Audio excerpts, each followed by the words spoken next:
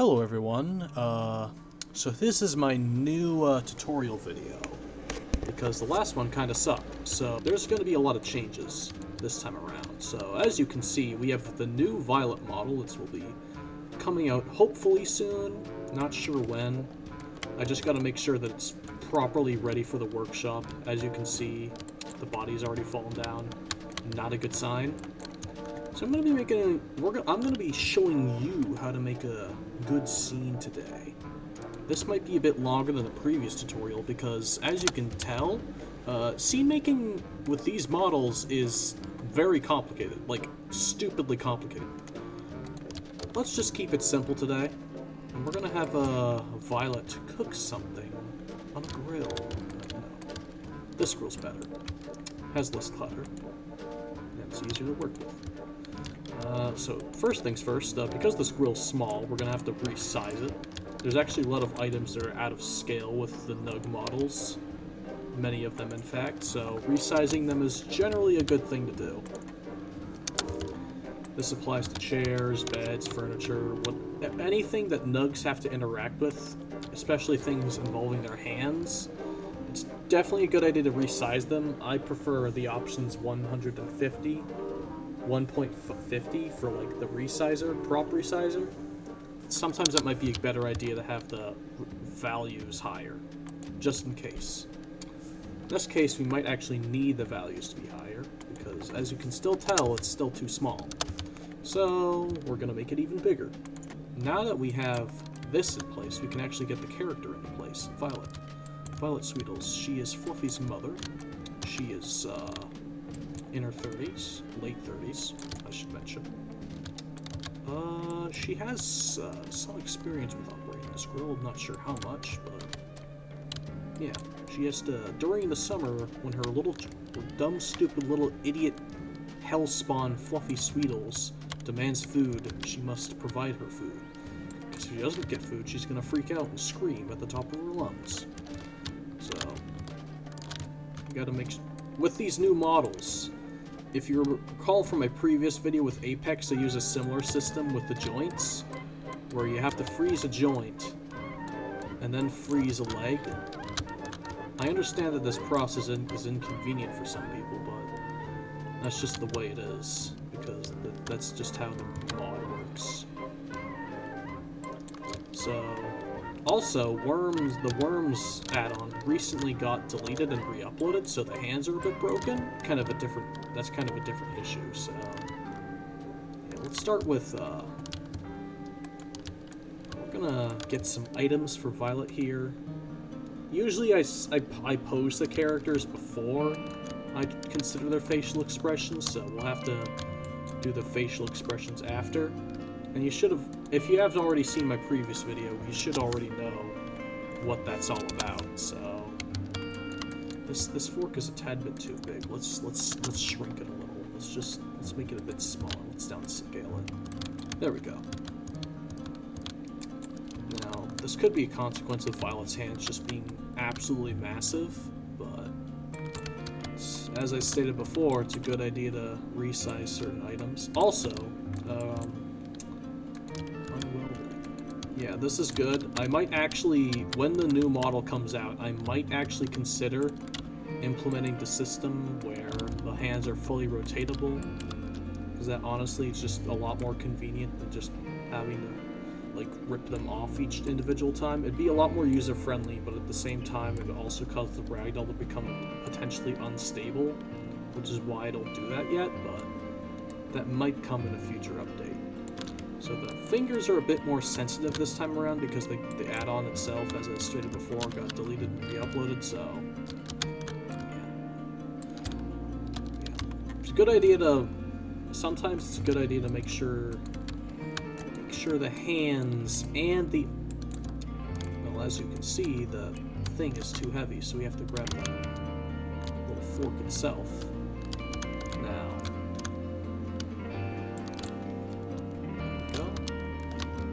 I'm also going to add a little table here, so like, you know, it makes a bit more sense. Violet's just not like putting them in some random place. There was actually like a coherent plan going on. So now we have a fairly decent collection of tables here. I chose this one. just because. Actually, I'm gonna resize it a bit because it's too small. It's not like too small, but it wouldn't really fit with the scene. So yeah, it's of like equivocal size to the grill. So honestly, I think I should have made like a custom-made grill from like pre-made assets, but that would honestly take a bit too much time. So I think I'll just stick with this one for now. What I usually do is I build a scene before I pose the character. So I'll set this up. And I might also go into detail about lighting, because Gmod's lighting tends to not agree with these characters, and sometimes I have to place down lights to get them to work. So these plates are too small, let's make them bigger. Plates are still too small, let's make them bigger. Let's double the size. This is a bit of a tedious process, but the rewards are usually worthwhile. I'm going to put some plates over here, just because, even though they're barely visible in contrast to the completely white table. Now let's put down some meat. I'm pretty sure that I'm hoping the barbecue thing comes with its own meat. If not, then that's going to be a problem. Okay, good, it does. So we have this meat. Let's enlarge it just a little bit so it looks natural. My goodness. I mean, fluff nuggets have pretty massive mouths, so it makes sense for them to eat things that are this big. They have pretty huge mouths, capable of swallowing massive things. Don't take that out of context. Please don't. Now, okay, good. So we have the thing set up. Now we need to pose the character herself. Let's get these. We'll enlarge them. For some reason, the hands have a tendency to just like anything will clip them no matter what. Clip with them no matter what you do. So even if you were to like disable collisions, it will just clip with them when you try to duplicate them. So there's unfortunately no way I can fix that. You just have to manually I'll remove the collisions yourselves, which is unfortunate, but that's just the way Gmod is, so you have to take some things with a grain of salt sometimes. And sometimes I usually won't even bother filling in details that won't be present or on screen. Like, there are some details that just won't be visible from certain camera angles, like you can just not include, because it'll take up less time. That might sound like a cheap way of doing things, but, you know, if you're going to be doing something, you want to do it effectively, and you want to make sure that what you have works. So, yeah. Right, this looks good. We have, I'd say this is a good angle. Maybe this. Camera angles are also important when making scenes with these characters. Not just these characters, but pretty much any Gmod artwork you could think of. So, as you can see, let's start with face posing. Violet's eyes. She's looking down at the food she's preparing for a hellish spawn creature. That is Fluffy Sweetles. Let's give her the extended mouth. Make her smile. There we go. Now she's looking down at the food she's preparing, the meat she's preparing for her family. And let's add some effects to it. Now this looks good enough on its own, but there could be more to it. Oh, also, lighting. Lighting is very important, because lighting can actually change the context of a scene entirely. Personally, I think this is a bit too bright. The fences are just, ugh, I don't like them. If it was up to me, I'd get rid of them, but I literally can't. They're part of the map, so I can't get rid of them. Instead, we're gonna have to change the way Violet herself is lit. So these are these render props, these light props, they come from a light pack. I can't recall the name off the top of my head, but I'll link it in the description for anyone who wants to use them. Basically, they're just convenient lights. Like, they just work. They also have options that allow you to disable lighting of the world, so you can select to only light up characters and not the environment around them, or objects they're interacting with. Alright. This will, by consequence, also add a bit more glare to their eyes, which can be both a good thing and a bad thing, because it can make them look a bit more expressive and lifelike, but it can also make their eyes too bright, so you want to be careful with that. Alright. Now we have a decent light. Maybe let's tone it down just a little bit. There we go.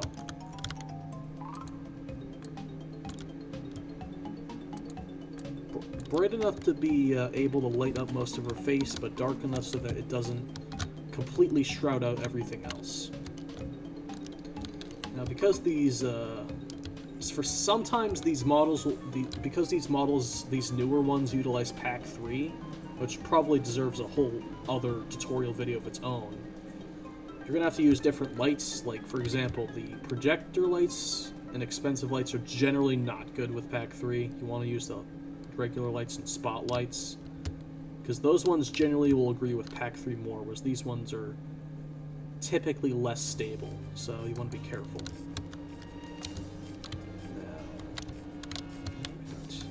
Let's add some effects.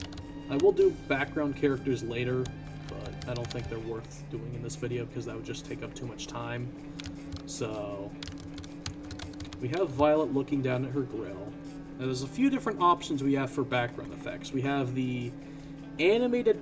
no, not those ones. The particle controls, which is a pretty popular add-on. I'm pretty sure most people who use Gmod are familiar with this. This will allow you to attach particles to certain props. And yeah, as the name implies, it just attaches particles, and you can use it for some pretty cool things, but it does have some limits. Like, if you try, sometimes if the game is like rendering a bunch of things at once, like if you have like one of the post-process things enabled, like the blur or the others, then it can cause the thing to just not show up, or like only show up in like short bursts. So you want to be careful with that. Now, alternatively, there are also a few things in this. Obviously, this would be far too extreme for this image. I'm pretty sure if the grill was on fire, then I think Violet would not be as nearly as happy as she is right now. I mean, look at this. Like, this is literally the comic where the dog is like, "This is fine," as his house burns down and his flesh peels off. Does this look fine to you, Violet? Is this fine to you? Yeah, she's a masochist. That's canon, by the way. It's canon. If you disagree, you're wrong. So, yeah. You gotta be very careful, because if you have multiple of these at once, your PC is a potato, it's just gonna die. So... okay, now we have a fairly good scene. Now we have this set up. Actually, I'm gonna change the camera angle a bit and have it set up like this. Yeah, I think this is much better. So, we have our scene. Now we need to get some proper effects. Now, there's this thing called color modification. This thing's been part of Gmod for a while. What it does is that it can change the hue and lighting of the scene. You gotta be very careful with this, because if you were to just like do this, that's too bright. You do this, you can't see anything. You gotta be very careful. You gotta know what you're doing. So you also want to avoid it being too bright, but you want it to be bright enough so that you can still see the characters. Color add. If you also don't crank this up too high, same reasons. Try to keep it down in this darker region so that It will add a bit of color to the image, but it won't completely drown out everything else. I think orange would be fitting for this scene. Blue would be good, fitting for like dark scenes or like cold areas or snow. Pink, it's kind of good for like romantic scenes or like, yeah. Red is just rage. I think orange is really good for summer or like bright, warm outdoor images, especially like dark, like a dark shade of orange. Yellow's good too, but I prefer orange. It just feels more relaxing and natural, so yeah. Color multiply, this thing's very dangerous. I don't use it unless I feel like I absolutely have to. So use this, you can use this if you want, but I recommend using it with caution, because it can have some untold side effects. Now, Toy Town, this thing's pretty straightforward. It just blurs edges of things. You gotta be kind of careful with it, because there is a chance that it can cause like some, if it's too blurry, then you could just lead to this. If it's not blurry enough, it will just make the image look, So when using Toy Town, you gotta take into account the background, the environment, and the characters themselves. Pretty much everything in the image has to line up for Toy Town to be good. So if you have like major important details in any of the corners, try to avoid using Toy Town. Now for Bloom, this is a similar case with the aforementioned color modification. It's good for making scenes look brighter, but it's also very dangerous. So don't use it unless you know what you're doing, because if you don't know what you're doing, there's a chance that you could mess something up very easily, and that could lead to a whole can of worms, a whole bunch of problems, if you will.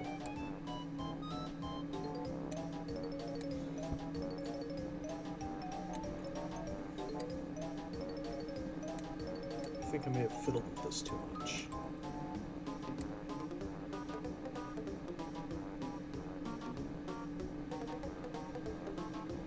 There we go. Alright, so it's good enough to... So this lighting is good enough to be appealing to the eye, while also dark enough to be, not too bright in the eyes. I would try to find a way to darken the fences, but unfortunately those are part of the map, so there's nothing I can really do about those, so... In Gmod, there's some things you have to take with a grain of salt. So... yeah. We have a nice picture of Violet cooking some food, typical summer fashion, even though this map is clearly set in the fall or autumn or however you pronounce it. And yeah, I will be making a different version that features some background characters, like maybe Radical or Fluffy, but I can't be bothered with posing them right now because I don't want to make this video too long. But yeah, I will make probably another guide talking about Pack 3 and how to use it with these characters, because Pack 3 is complicated, whether using these models or not. So yes, hope you enjoyed, and this is Cartoon Wizard signing off. Goodbye. No.